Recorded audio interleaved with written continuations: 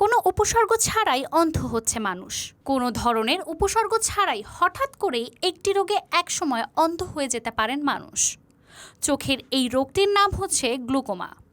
গ্লুকোমার কারণে চোখের একটি নির্দিষ্ট স্নায়ু দুর্বল হয়ে পড়ে বা ক্ষতিগ্রস্ত হয়। আর এই প্রক্রিয়া এত ধীরে ধীরে চলতে থাকে যে অনেকেই এটা হয়তো খেয়ালই করেন না। ব্রিটিশ স্বাস্থ্যসেবা বিভাগ NHS এর তথ্য অনুযায়ী চোখের সামনের অংশে তরল জমা হওয়ার কারণে অপটিক স্নায়ু চোখের উপর যে চাপ সৃষ্টি করে তার কারণে গ্লুকোমা হয়।